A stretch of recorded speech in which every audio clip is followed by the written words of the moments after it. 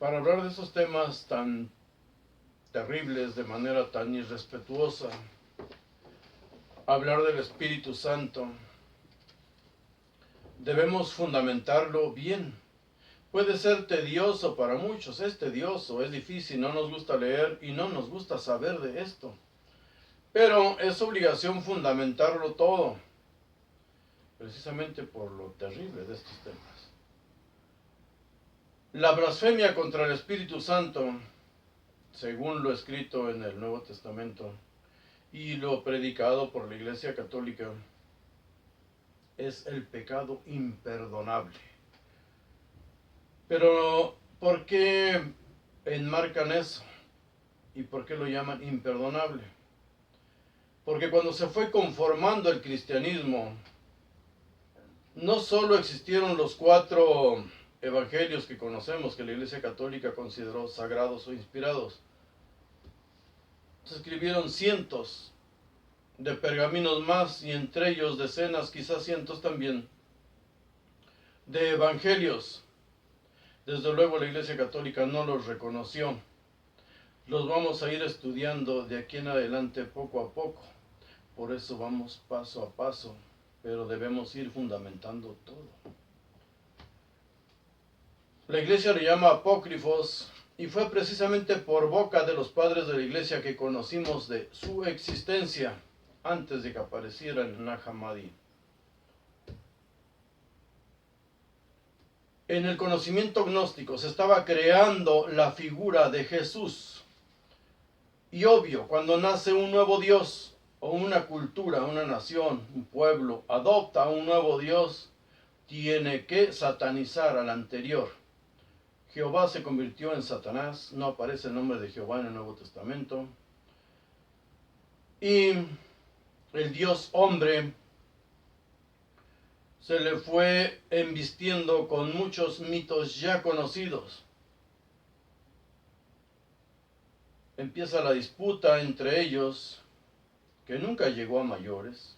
De hecho, convivían. Tan así que cuando escondieron estos evangelios en cuevas, cuando los escondieron,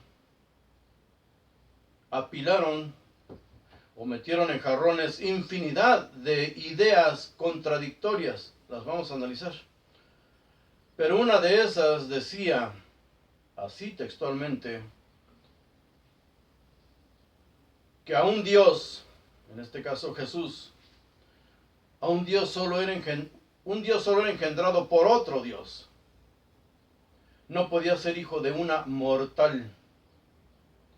María tenía que ser una diosa también. Y luego decían ellos, ¿cómo una mujer puede engendrar un hijo de otra mujer? ¿Por qué? Porque Ruach, para el judaísmo, es el aspecto femenino de Dios. El Ruach es el aspecto femenino de Dios para el judaísmo. Femenino no de macho hembra, sino el aspecto de ternura, la sensibilidad de ese ser, que desde luego no era antropomorfo. Dicho esto, vamos ahora a estudiar ya con libertad de esa maldición. ¿Qué es en sí el Espíritu Santo? ¿O cómo fue conformándose toda esa idea? Pero antes puntualicemos bíblicamente, teológicamente, cada uno de los temas anteriores. En el video anterior vamos a fundamentarlo. Decimos que Ruach es soplo de vida o vientos de muerte. El Kabod es gloria divina o fuego y destrucción. ¿Qué significa Ruach en hebreo? Le dijimos antes, bueno, es viento o cualquier cosa que al volar lo provoque. Ruach en la Biblia, en el Génesis sobre todo, en la creación del hombre y en los animales aparece como aliento de vida. Tomamos conciencia al respirar por primera vez, perdemos la conciencia al dejar de respirar. Soy experto en eso, lo he vivido. En 2004, 2 de julio de 2004, sufrí un secuestro. Secuestrado estuve por 7 días. Hubo testigos. en esta revista semanario, aquí de esta ciudad, páginas 16 y 17 de la edición de agosto 2004. Ahí se relata: mi secuestro, estuve sujeto a torturas, una de ellas de ahogamiento. El ahogamiento es una tortura espantosa, pero el aire lo vas requiriendo poco a poco. Insuflas agua, tomas agua por la nariz, te torturan espantosamente por la boca. Pero estás consciente de ese dolor, de ese sufrimiento. Fui torturado así. Pero de pronto llegaron mis secuestradores, por cierto, dignas autoridades del estado de Chihuahua. Llegaron con un cinturón, me lo pusieron en el cuello y de golpe me dijeron: ¿te quieres despedir? ¿Quieres decir algo antes de morir? Asentí con la cabeza, pero ellos dijeron: no, a la muerte. Y apretaron el cinturón. De golpe, instantáneamente perdí la conciencia. Cuando aflojaron el cinturón, recobré el aliento. Aspiré. Estaba revolcándome y escuché mis estertores de muerte. Mi cuerpo seguía luchando, pero yo ya no tenía conciencia porque ya no tenía oxígeno. Fue cortado de golpe el oxígeno en mi cerebro. Les habla quien tiene conocimiento de todo esto. Pues bien, vamos a hablar de viento y de aires cósmicos. Dijimos ahora del viento solar. Protege de los rayos cósmicos que destruirían electrones, cambiarían la composición química de las células y provocarían mutaciones. Pueden matarnos. El viento solar es una corriente de partículas que provienen del Sol. Miles de millones de toneladas por segundo a una velocidad de 3 millones de kilómetros por segundo, y es repelido por el campo magnético de la Tierra. El magnetismo en la heliosfera, como una madre protectora, nos protege de los rayos cósmicos, el ruaj. Dos fuerzas protegen la vida en la Tierra de esos rayos cósmicos: el magnetismo de la Tierra y el viento solar. De vientos, de ruaj y kabod se repiten mucho en la Biblia, en el Antiguo Testamento, el Tanaj, pero sobre todo en Ezequiel, en todos los capítulos de Ezequiel prácticamente, pero vamos a puntualizar porque esto es vasto. En Ezequiel capítulo 3, versículos 12 al 15, aparecen dos palabras en el relato, intercaladas: ruaj y kabod. Los vehículos, porque habla de vehículos, son descritos como criaturas vivientes con ruedas, cuyo ruido denotaba apresuramiento, sonido de las alas que se tocaban ligeramente. Ezequiel fue tomado por la mano de Jehová, una como mano, dice ahí en hebreo, una como mano, contra su voluntad, y recalca amargamente. Fue llevado a Tel Aviv, junto al río Quebar, por eso se ubica el lugar. Son versículos 18 y 19. Es llevado como mensajero y espía, desde luego amenazado de muerte. En el capítulo 1:7 dice: las plantas de los pies de los seres vivientes son como la planta de pie de un becerro. Eran postes. Esas naves se posan en la tierra, y lo que él ve, pero lo describe con sus palabras, eran unos postes que salen para poder posar esas naves en cualquier tipo de terreno. Con el fulgor del cobre bruñido, o sea, metales pulidos, brillantes. Siempre va a hablar de metales y medidas, porque es su lenguaje. En el capítulo 1:4 dice: en medio de un viento, o ruaj, ahí viene la palabra ruaj, tempestuoso, ve un conjunto o masa de nubes y fuego trémulo. Resplandecía todo en derredor, y en medio parecía algo como el electro, otro metal. En 1.16 dice, la apariencia de las ruedas y su estructura eran como de crisólito. En 4, del 12 al 15, dice, lo hace comer excremento, todo el odio hacia la humanidad es por celos a otros dioses, otros Elohim. En capítulo 8, del 3 al 18, es vasto esto, es abducido nuevamente, tomado de las greñas, un ruaj, una nave, lo pasea por Jerusalén y el templo, le mostró los Elohim que adoraban los israelitas, imágenes de esos seres,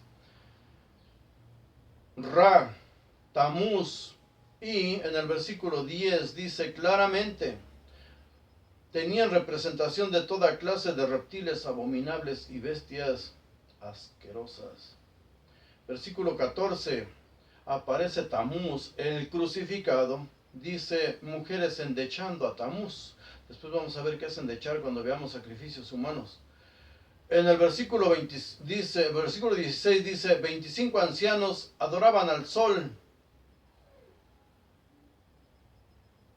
En 9:4 aparece lo que los cristianos, desde luego los primeros cristianos eran judíos, llaman la marca de la bestia, la marca de la letra Tav, una cruz.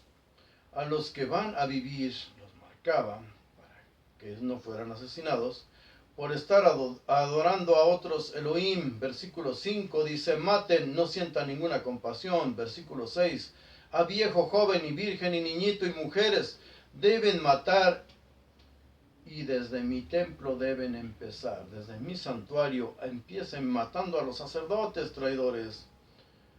Ellos dijeron, Jehová ha dejado la tierra, no está viendo. Todos sabían que él solo estando presente veía, y él mismo lo reconoce. Si no estaba ahí, él no veía. ¿Cuál omnipresencia? En versículo 10:1 dice, sobre la cabeza de los querubines había algo como la pieza de zafiro, con apariencia de un trono. Esto es un trono donde se sentaba para conducir esa nave. ¿Qué nos imaginamos nosotros cuando vimos trono? Que aparecía sobre ellos. Los querubines todos tenían un trono donde ellos se sentaban para conducir esas máquinas. En 10:4 dice, se levantaron los querubines y se llenó de nube, resplandor del kabod. Ahí, les digo, intercalado aparece kabod, la gloria, resplandor. Resplandor es fuego. Es algún combustible que se está consumiendo. Versículo 5, el sonido de los querubines, sus alas. En el versículo 6 dice, recoge fuego de entre las ruedas de los querubines. Recoge fuego de entre las ruedas de los querubines. Podía tomar piedras encendidas, cualquiera. Versículo 8, una mano salida debajo de las alas de los querubines. Obvio, una mano podían ser unas pinzas o cualquiera otro, pero estos relatos que hoy dan muchos abducidos han ocurrido desde hace miles de años. ¿Cuáles dioses? En el versículo 9, 4 ruedas tenían la apariencia de estar una rueda dentro de otra rueda. ¿Alguien conoce una llanta? Eran iguales, rodaban en la misma dirección, un vehículo. El metal refulgía de las ruedas, los rines. 10:16, si los querubines se alzaban, las ruedas se levantaban. 11:13,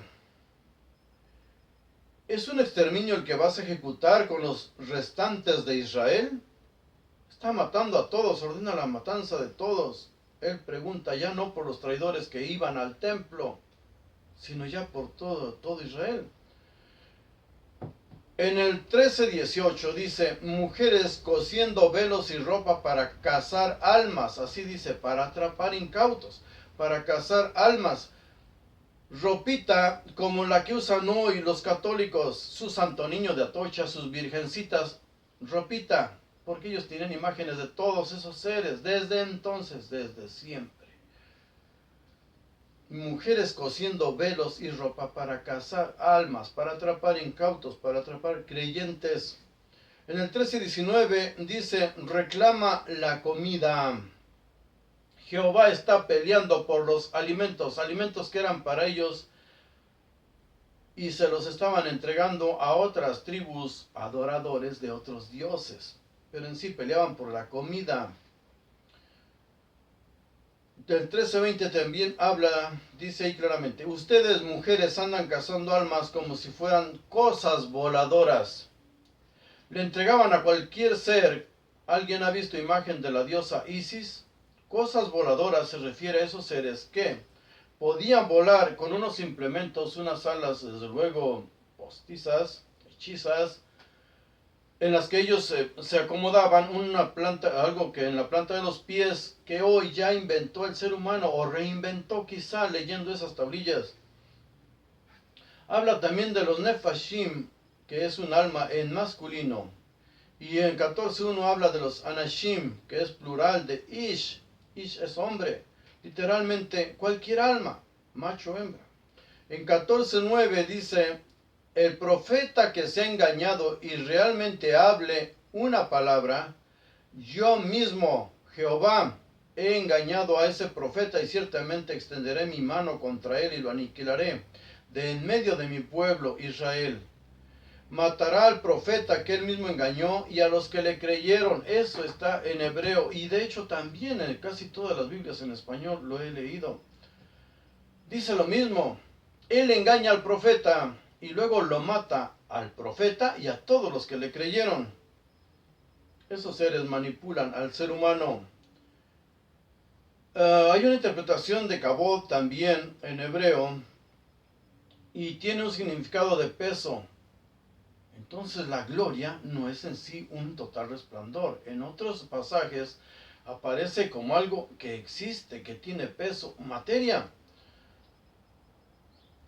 También se usa como gravedad o presencia, existe. Gloria es palabra latina y significa majestuosidad, honor, pero la relación es que también resplandor, tu gloria, resplandeces. Pero está relacionada esta palabra, kabod, gloria, majestuosidad, resplandor, con estruendo, fuego, humo, olor a azufre, destrucción y muerte. En 2 Crónicas, el segundo libro de Crónicas, capítulo 7, versículo 3, nos habla del fuego y la gloria, o el kabod. Y en el Éxodo 24:17 dice claramente, pero hay que leerlo, fuego consumidor. Éxodo 40, de 34 a 35 dice, la gloria de Jehová hinchó el tabernáculo y no podía Moisés entrar en el tabernáculo por la nube de humo. Su gloria es el humo, es algo que existe y que los abducidos de hoy día nos hablan. Hay que leer también, pero lo vamos a ver más adelante, la inauguración del templo de Salomón fue un festín de esos seres. Vamos a entrar a algo terrible. Fuego abrasador, gloria, kabod y akal, esa palabra akal, aparecen relacionados en la Biblia hebrea. Cuando se habla de uno, aparece la otra palabra. Akal deriva del arameo y está relacionado con alimentar, devorar, disfrutar, roer, sustentar, o sea, alimentarse siempre. Es un deseo encendido. Siempre que aparece el resplandor de estas máquinas, hay ganado y otros animales despedazados por todas partes. Los perros los presienten y muchas veces los mismos perros son atacados por estos seres. Comida sus entrañas, sus ojos, la lengua, extraída su sangre. Olor agradable a Jehová es la grosura de las entrañas, el humo, ¿verdad?, de las entrañas. Recordemos todo eso. Estos seres espantosos siempre han coexistido con nosotros.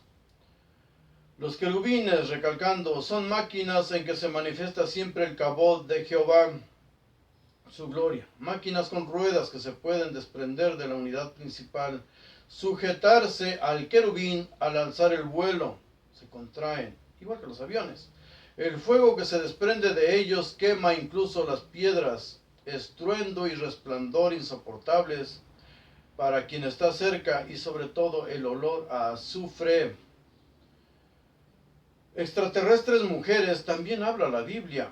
En Zacarías 5:5 dice, salió el mensajero, Malachim, en las Biblias en español dice el ángel. Salió el malaj que me hablaba y me dijo, alza ahora tus ojos. Algunos quieren interpretar esto a su modo o darle un sentido moralista. No. Dice salió de algún lugar. Alza ahora tus ojos, está viendo hacia arriba, hacia el espacio. Y mira qué es eso que está saliendo. Entonces pregunté, ¿qué es eso? Y me contestó, esa es la efa que está saliendo. Efa es una medida,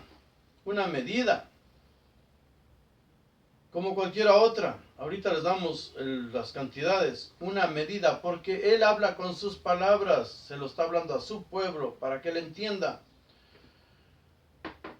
Esa es la efa que está saliendo. Además dijo, estos son los ojos que hay en toda la tierra. Esos seres siempre están observando. Versículo 7. He aquí un kícar de plomo se elevaba. Y una mujer estaba sentada dentro de la efa. No tiene esta forma cilíndrica, pero hay muchas naves en forma de cigarro. Para los hebreos lo relacionan con una medida no cilíndrica perfecta, sino como un cántaro, pero en sí tenía una tapa arriba. Dice, una mujer estaba sentada dentro de la efa, dentro de esa cosa o esa nave o lo que queramos interpretar. Últimamente nos estamos divirtiendo ahorita. Estaba sentada una mujer dentro de la efa y dijo el malaj, esa es la maldad. La mujer. Pero esa mujer, ¿quién es? La hemos visto en todas las mitologías. La arrojó dentro de la efa, saltó a ella y arrojó la pesa de plomo sobre su boca. La pesa de plomo salta dentro de esa nave. La pesa de plomo es la tapa. La tapa podría ser, o podríamos compararlo con un auto convertible o cualquier otra nave que la cierran para poder, van a volar. Esas naves van a volar. Y arrojó la pesa de plomo sobre su boca, de la efa. Versículo 9, alcé mis ojos, miré, y he aquí, dos mujeres salían y un viento en sus alas. Otras dos. Ellas tenían alas como las alas de las cigüeñas, y alzaron la efa entre la tierra y el cielo. Dos mujeres más la acompañaban, o dos naves más. No es explícito en hebreo, hay lagunas, o no las pude interpretar al 100.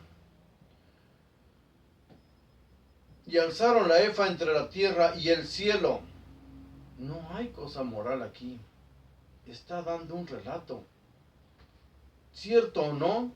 Eso es lo que está escrito en hebreo. Pregunté, versículo 10, pregunté al malaj que me hablaba, ¿a dónde llevan la efa? O sea, ¿a dónde la escoltan? Recuerden a Isis. ¿A dónde llevan la efa? Versículo 11 me contestó, para construirle una casa en la tierra de Sinar o Shinar, Babilonia. Será colocada allí sobre su basamento. Babilonia, la tierra de Sinar, Babilonia, el Oriente Medio. Dice aquí, versículo 6.1, volví a alzar mis ojos, vi y he aquí, 4 carros salían de entre 2 montes, y los montes eran montes de cobre. Las montañas a las que se refiere la Biblia no son montañas en sí. son naves gigantescas. Ellos ven metales, siempre van a estar viendo metales. El kikar, una medida que es en forma de un plato con otra copa encima, esa medida pesaba 28 kilos 84 gramos, 840 gramos. La EFA, como medida, la medida, porque él da sus descripciones conforme a lo que tenía a la mano, y esas medidas cualquier hebreo las conocía. La EFA pesaba 24 kilos 880 kilogramos, 24 kilos 880 gramos. Analicemos todo esto. Analicémoslo bien, porque de aquí en adelante vamos a entrar con los conocimientos gnósticos que se relacionan con todo esto, y vamos a ir puntualizando en este detalle. Jehová se convierte ahora en Satanás. Tienen base, tienen fundamento los gnósticos para convertir a Jehová en Satanás como un ente que existe. Lo vamos a ir analizando poco a poco. Gracias.